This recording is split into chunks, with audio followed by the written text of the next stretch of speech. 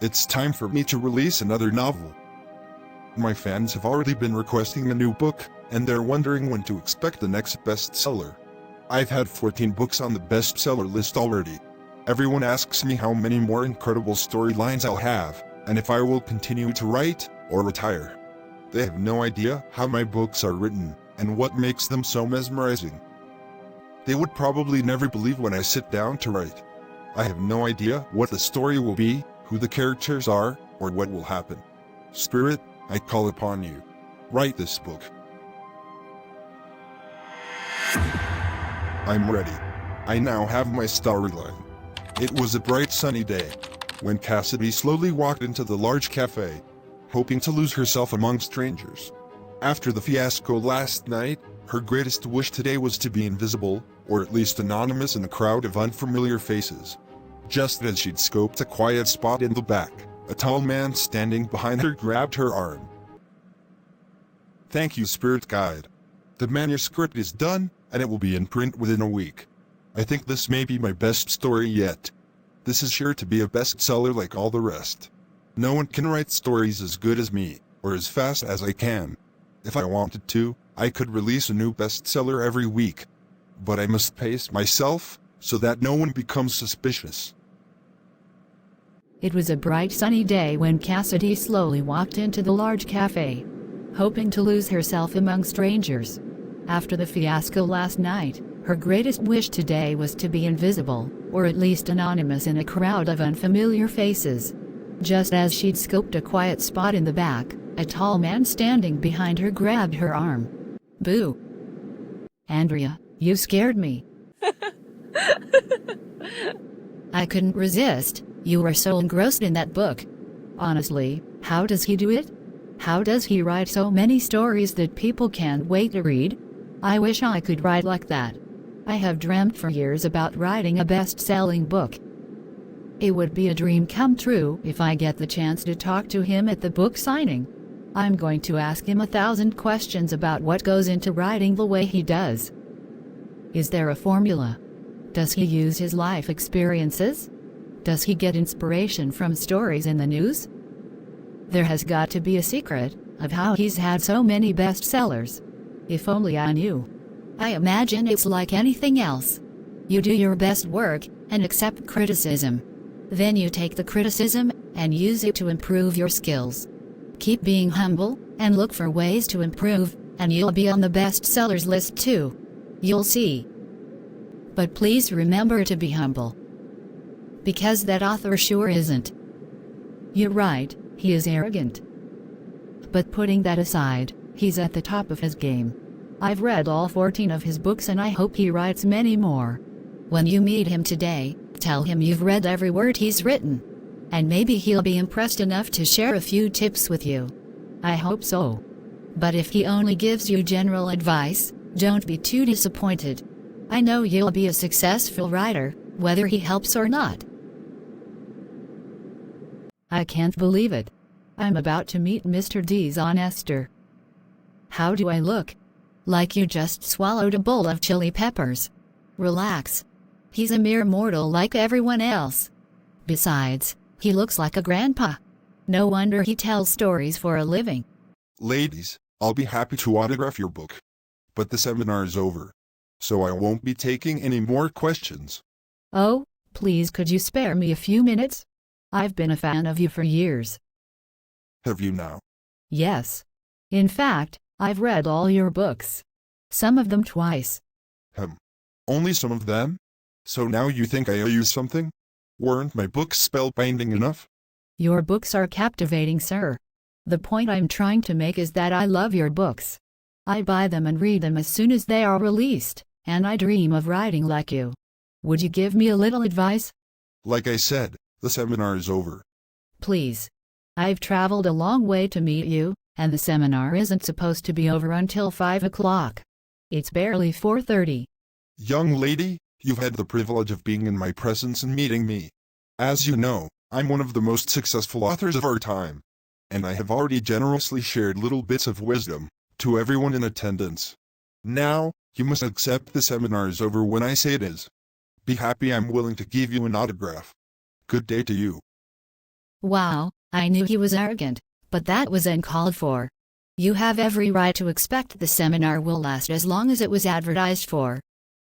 I've never read any of that guy's books and I never will. I can't believe what just happened. He was so rude, so condescending. I expected that he'd have a little more regard for the people who make him successful. Thanks for treating me to dinner at this elegant restaurant. It's as beautiful and trendy as everyone says. I can't believe everything is so expensive. Thankfully, I have a gift certificate. And of course, I'm happy to bring my best friend here. Especially after how disappointing this seminar was. The way that guy spoke to you was so demeaning. But listen, you don't need him for advice, or as a mentor, or anything else. You have talent, and I believe your talent and determination will take you as far as you want to go. Besides, who needs a mean old fuddy-duddy? He probably has ghostwriters and is keeping it a secret. It means a lot that you believe in me. I guess whenever I do write a manuscript and get it published, I can at least count on one sale. You can count on a lot more than that. Like I said, you've got talent, you just need a little faith in your own abilities. Then one day, Mr. Dishonester will be asking for your autograph. After experiencing his arrogance firsthand, I'm not interested in seeing him again, not even to give him my autograph. Somebody help. This man is choking. Oh, no. That's Mr. Dishonester. He's choking. I recognize you. You're the young lady from the seminar. Yes, I'm Maya. You saved my life. I'm very grateful for your assistance and I must repay you. You and your friend. Please come to my suite tomorrow. We'll have tea. And I'll tell you the secret to my success. You may want to use the technique or not, but I feel I owe you that. Welcome, welcome, come in. Thank you for having us. Yes, thank you. You're looking well today. And I have the kind and gracious Maya to thank for that. I admit, if you're not careful, huge success can nurture huge egos, and all the vanity that comes with it. There's nothing like a close call with death to give one an attitude adjustment. Speaking of which, I do sincerely apologize for my behavior yesterday. I'm ashamed of myself. All you were doing was seeking assistance and becoming a writer. Just like I did when I was starting out. Your books are so good. It's hard to believe you ever needed help. I certainly did. In fact, I nearly gave up on the idea of writing altogether. Why? Things couldn't have been that bad. Indeed, they were. You may find this difficult to believe, but I struggled with the entire process of writing. I couldn't come up with a compelling storyline, no matter how hard I tried. I wasn't successful at developing my characters at all. They were all quite shallow, and just as I thought I was making progress, by the time I'd completed 5 or 6 pages, then writer's block would set in. All of this led to so much frustration. How could something that I wanted to do for most of my life cause me so much exasperation? I tried to get help from my professor, and, like you, I sought help from an accomplished author, but things didn't get much better. Well, clearly they did get better. You have 14 bestsellers to prove it. They did. But to be honest, it wasn't because I overcame the many setbacks preventing me from being successful. I knew it. You have ghost writers, don't you? That's your big secret. You've got a bunch of people writing exciting stories, and you pay them to allow you to put your name on their work, and take credit for writing it. And that's why you keep publishing bestsellers so quickly, isn't it? Well, in a sense you're right. One could say ghosts have been writing my books. What do you mean, in a sense? As I said, writing was quite exasperating for me. So much so, that I began to believe I didn't have what it took to complete even one manuscript, never mind writing a bestseller. So one day, I went to the library with the intention of determining once and for all, if I had the right personality and disposition to even become a writer. I figured, I would take a personality test to determine if I was just wasting my time, or if I was truly meant to be a writer. I told myself I would accept whatever the test revealed. Well, to my astonishment, it revealed something that I wasn't looking for. What was that? The test I took was the enneagram of personality, also called the enneagram. The test analyzes an individual's personality traits and assigns each trait to various categories. But the test itself, nor the results, wasn't what intrigued me. It wasn't? Then what intrigued you? You see, I discovered something which changed my life, more than the test ever could. The test, and its results, were completely irrelevant to me. What I discovered was the Enneagram test itself was given to its creator through something called automatic writing. Of course, desiring to become a writer, I was desperate to find out what that was, but didn't know where to look. Automatic writing. Oh no, please say not that. I see you already know what it is. I'm very sorry that you resorted to that. Me too. What made you turn to channeling demons? As I explained, I wasn't having any success writing on my own. And I felt so much pressure to publish a best-selling book. There are a number of successful writers in my family. And I was always urged to become a writer, so much so that even non-family expected it of me, and frequently said writing was in my blood. Well, when I couldn't even write 10 pages of anything worthwhile, I felt truly desperate. And to make matters worse, my father kept telling people that I was on my way to becoming the best writer in the family, when I hadn't written anything worthwhile. I can understand how pressure can make things seem impossible, but why not hire someone who would write for you, and allow you to use their work? Yeah, a ghostwriter. Instead of actual spirits. I want you to understand. I did give that serious consideration, but my advisor told me to reconsider. Even though ghostwriters are under contract, if I were to use them, it could still become known far too easily. Something like that would bring dishonor to not only me, but my family as well. So instead of taking that chance, or accepting the fact that I was a long way from ever becoming a writer, I took the easy way out, and accepted work from demons.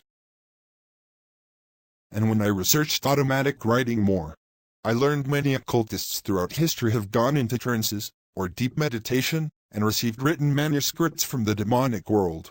You'd be surprised how many authors use automatic writing, and songwriters too. Unbelievable. How did you come to have a clear understanding about this being demonic? I didn't always live as an ungodly person. There was a time, many years ago, when I went to church and called myself a Christian. However, by the time I'd learned about automatic writing, I had already backslidden from my faith. I wasn't conforming my mind to God's word. Instead, I was curious about worldly things, and took on the mindset that most things really weren't that bad. The enemy wants us to think worldly things aren't really that bad, but Jesus said in John chapter 10 verse 10, the enemy has come to steal, kill, and destroy. Yes, I've learned that is true. The enemy also uses seduction too. It is a very powerful tool. I remember the first time I used automatic writing, it made everything so easy. I didn't have to think, I didn't have to come up with a plot, or a storyline. All I had to do was open myself up to the demonic entities, which did all the work. When I came out of the trance, the entire story would be completed. Then I would turn it over to my publisher, and make a ton of money, book after book. And after using automatic writing, did you ever attempt to write a manuscript on your own, to see if maybe your skills improved? I did. I took my time and tried my best. I showed the work to a family member under the pretense of it being a stranger's work who wanted a critical review. Well, it got a critical review all right. They say to tell whoever's work that is, that they'd be better off selling lemonade at a stand. That was harsh. So I knew right then and there that I couldn't stop using the demons, unless I decide to retire. Now that I'm old, I know money and success isn't all it's cracked up to be. What I truly want is peace, the kind of peace I had when I was a Christian, and put God first in my life. What I have now is a greedy publisher who wants me to write until I stop breathing. Fans who can never get enough of what I don't write. A conscience full of deceit and guilt. And demons who I fear will never let me break free. The demons have even told me there is no going back. I fear God has already sealed my fate. You may have forgotten, but our Heavenly Father has said He doesn't desire any to be destroyed, but that all should come to repentance in 2 Peter chapter 3 verse 9. I'm sure those demons don't want you to remember that. I think that's only for people who haven't strayed as far away as I have, and done the things I've done. It is foolish to rely on your own understanding. Besides, that is exactly what the enemy wants. You go to God, who has more love than anyone could possibly imagine, and throw yourself upon His mercy. Then we'll see what God has to say about this matter, because His say is the final say. Will you at least try to turn your life around? Please, contact your church and receive the forgiveness and peace God is offering you and waiting for you to accept. I will think about it.